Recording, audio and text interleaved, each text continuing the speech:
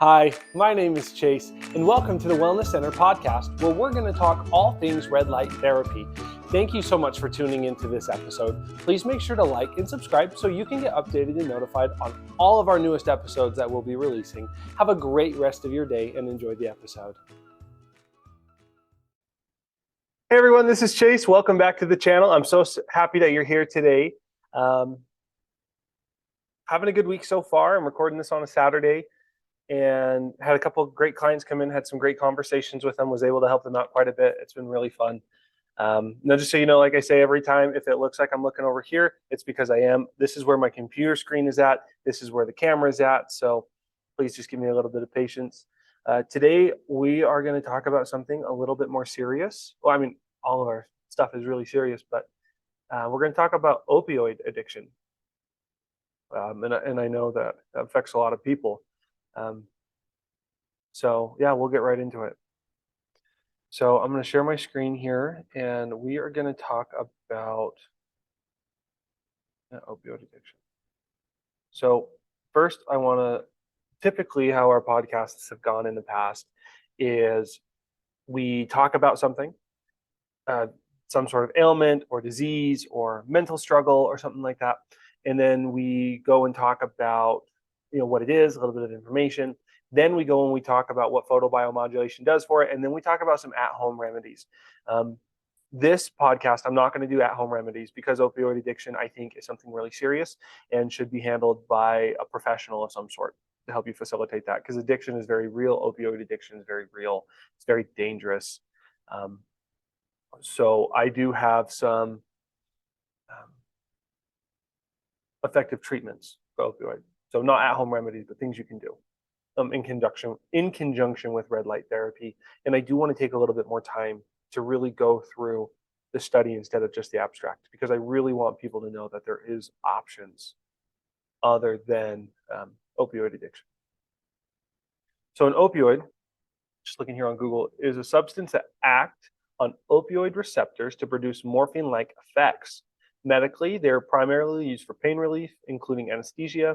Other medical uses include suppression of diarrhea, replacement therapy for opioid use disorder, reversing opioid overdose, and suppressing cough. So that is what opioids are.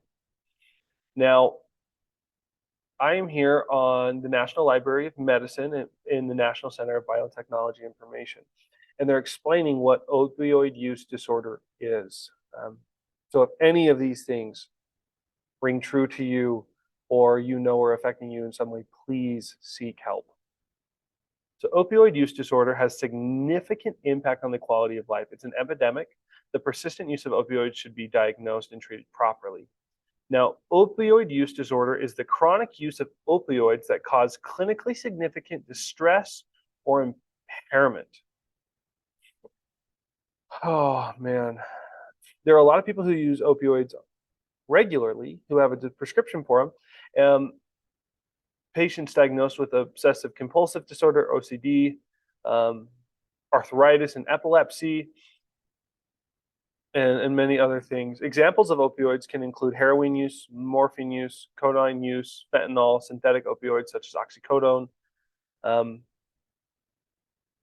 Opioid use disorder consists of an overpowering desire to use opioids, increased opioid tolerance, and withdrawal syndrome when discontinued. It can include dependence and addiction, with addiction representing the most severe form of the disorder. So opioid use disorder is basically reliance on opioids in whatever way that can be. So now we're going to go and look at what photobiomodulation or red light therapy or low-level laser therapy or near infrared light therapy, again, they're all the same thing for the most part, what that can do for opioid addiction. So I am looking on the Journal of Psychiatric Research, and this was published back in January of 2021. The title is Unilateral Transcranial Photobiomodulation for Opioid Addiction in a Clinical Practice, a Clinical Overview and Case Series. So what this guy does in this study is he actually reviews 4 different case reports on what these people did with opioid addiction. And So quick results. So there was 42 consecutive patients in this practice with opioid use disorder, OUD, where he has given 382 treatments over 18 months. So he's doing a lot of treatments. He's doing it over a long period of time. What these 4 case studies have revealed. So guys, please understand, red light therapy is not a miracle drug or a fountain of youth. It just takes time. I always tell people it's a lot like working out or dieting. If you stop, the results stop. So please understand this is something you need to continuously do to see results. The authors of subjective clinical observations were that of the 42 patients, 26 of them, which is 62%, consistently had responses to the unilateral transcranial photobiomodulation that were easily observable to the patient, and the author had strikingly beneficial results. 8 people, which is 19%, had helpful but not remarkable responses, and the remainder 19% had no noticeable response. So 81% of clients had noticeable results. That's phenomenal. There were no side effects reported or observed, aside from 2 women who experienced anxiety, which was resolved with psychotherapy. The conclusion is unilateral transcranial photobiomodulation as an adjunctive treatment. Adjunctive meaning you need to do it with something else, whether that's a talk therapist using EMDR therapy or ART therapy, or psychotherapy, something. You need to do it with something else. Treatment for to the author's usual in-depth psychotherapy and medication management. So that's what it was. So he used the psychotherapy and medication management as an adjunctive treatment, or the red light therapy was, or photobiomodulation was the adjunctive treatment for those 2 things. He found subjectively that for the majority of patients, this treatment was a valuable self-benefit for their treatment for opioid use disorder. So I want to go and look at this in a lot more detail with you guys today. I try to avoid the big nitty gritty details of things, but I think with opioid use disorder, it's really important that we look at it in more detail.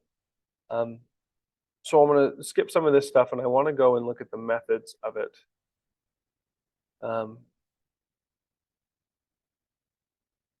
So with the methods, I want to look at the outcomes of these people, so we can understand what kind of opioid use people were using. So we saw a lot of heroin, oxycodone, heroin, and oxycodone. Okay, so the treatment prior to the light treatments all had been an in-depth psychotherapy that focused on understanding their traumas and ramifications and learning to bear its pains, and had all been on buprenorphine prior to the light treatments. Doses of the stuff were adjusted based on clinical judgments. Most were also on other psychotropic medications such as antidepressants, benzodiazepines, and amphetamines, and their use and dose were felt by the author and the patient to be beneficial. The protocols and parameters for near-infrared treatment was identical to that in our previous study, except that only one hemisphere was treated based on the HEV determined and described below by the lateral visual field test, which it looks like here on 7.2, they closed off this stuff and were only focusing on the exterior part of the eyes. But what they did, they used near-infrared LED cooled with a heat sink and a computer fan. The LED was at 810 nanometers at 250 megawatts per centimeter squares to the forehead for 4 minutes with a fluence of 60 joules per centimeter squared. The author treated the side with a more positive HEV and determined that by the LVFT, in which patients looked at a photograph of an angry man, were asked to score their level of anxiety while looking out of each field. Oh man, this is so heavy, guys, for me. So again, looking at the results here, same stuff. 1 of the 42 relapsed with opioids over the course of their treatment by urine screens, and they were able to work through it with psychotherapy.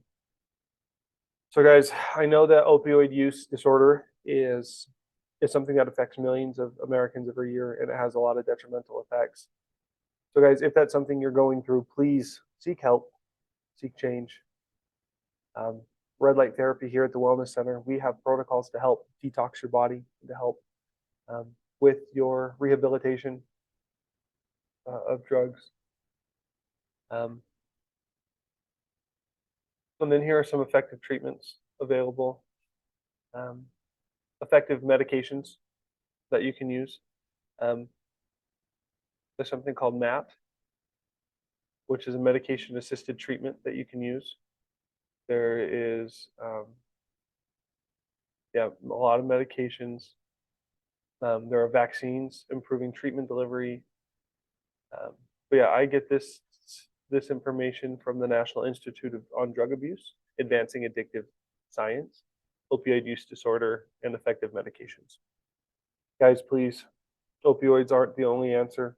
It's not the one right way. There are right ways to help and work through this trauma.